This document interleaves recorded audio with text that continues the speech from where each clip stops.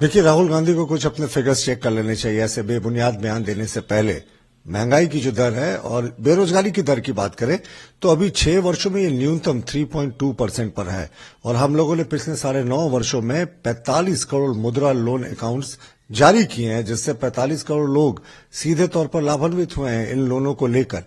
तो हमें लगता है कि राहुल गांधी बिना फिगर्स देखे बोलते हैं, जैसी इनकी हमेशा आदत रही है। और जो पार्लियामेंट में ब्रीच हुआ, उसके जो लोग थे, जो उसके जो मुख्य षड्यंत्रकर्ता थे और जो करने वाले लोग थे, उसके तार communist party of India, Marxist, Congress party और टीएमसी से सीधे तौर पर जुड़े हुए हैं। और जो जिस वकील ने आगे आकर मदद करने की इनको पेशकश की है, असीम सरोदे, वो तो भारत जोड़ो यात्रा में उन्होंने एक प्रमुख किरदार निभाई थी राहुल गांधी के। तो ये जो घुसपैठ हुई थी संसद में, अब Congress party, communist party of India, Marxist और टीएमसी एक्सपोज्ड है, क्योंकि ये देश की संसद के भीतर के घुसपैठ को अगर ये जस्टिफाई करने की कोशिश कर रहे हैं तो इसका साफ मतलब है कि देश के संविधान में उनकी आस्था अब समाप्त हो गई है।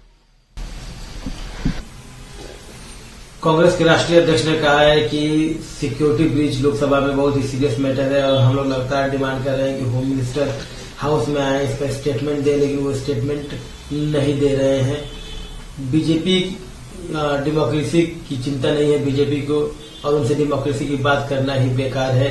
इनका सिर्फ सूल मकसद है, एक ही काम है, नेहरू गांधी को गाली देना और वोट लेना। देखिए, कितनी हास्यास्पद स्थिति हो जाती है जब कांग्रेस कहे कि बीजेपी उनको चुन चुन कर गाली दे रही है। अगर हम याद दिलाना शुरू करें कि हमारे माननीय प्रधानमंत्री के लिए इन्होंने कितने अपशब्दों का प्रयोग किया, कितनी सारी गालियों का प्रयोग किया, उनको क्या क्या नहीं कहा, तो ये शर्म से इनको डूब जाना चाहिए। लेकिन ये तो शर्महीन लोग हो गए हैं ना। और जहां तक प्रजातंत्र की बात कांग्रेस करती है, तो ये तो वही कांग्रेस पार्टी है जिसने धारा 356 का प्रयोग करके अपने आजादी के बाद पहले 50 वर्षों में चुनी हुई राज्य सरकारों को 100 बार से ज्यादा डिसमिस किया था। तो इनके मुंह से डेमोक्रेसी की बात। और जहां तक पार्लियामेंट की ब्रीच की बात है, तो इनको समझना चाहिए, और ये शायद समझते भी है लेकिन अज्ञान बनते हैं, कि पार्लियामेंट जो है, खास करके लोकसभा, वो लोकसभा स्पीकर उसके कस्टोडियन होते हैं, लोकसभा सेक्रेटेरिएट उसकी पूरी कार्रवाई देखता है। तो हमारी जानकारी के अनुसार जांच जारी है और इस पे जो भी वक्तव्य होगा वो लोकसभा स्पीकर और लोकसभा सेक्रेटेरिएट देगा। इसमें आकरण ये जबरदस्ती राजनीति करने की कोशिश कर रहे हैं और ये तो स्पष्ट हो गया कि जिन्होंने घुसपैठ की थी, इनके तार कांग्रेस से जुड़े हुए थे। Rahul Gandhi said that the security breach in Lok Sabha is due to inflation and widespread unemployment. Will always pardon Rahul Gandhi, for he doesn't know what he's speaking. The current unemployment rate is lowest in the last 6 years at 3.2%. So, and we have also given Mudra loans. 45 crore accounts have been distributed in the last 9.5 years of Modi government, which has led to large scale of self-employment and employment too. So Rahul Gandhi has a habit of making mountain out of mole. And security breach is serious. And the way those people who had breached the security, their links are being associated with the Congress party, with the TMC and with the CPIM. It's actually shocking.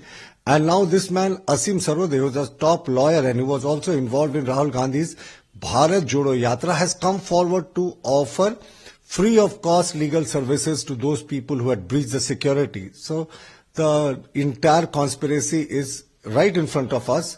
Links to Congress, and somebody who was there in Bharat Jodo Yatra is going to fight their case. What more evidence does the country need? Mallikarjun Kharge has said that the opposition have been demanding for the statement from Indian Home Minister, but he is not turning up for the statement. And he has further said that BJP doesn't care about the democracy and it is completely worthless and meaningless talking to them about the democracy. All they know is to abuse Nehru and Gandhi and get votes. See, it's ridiculous to even imagine a Congress president saying that BJP is abusing Congress, because this is the same party which has been abusing our honorable Prime Minister, using all kind of slangs, all kind of demeaning statements against him since the last 10 years. And yet they talk about decency in politics.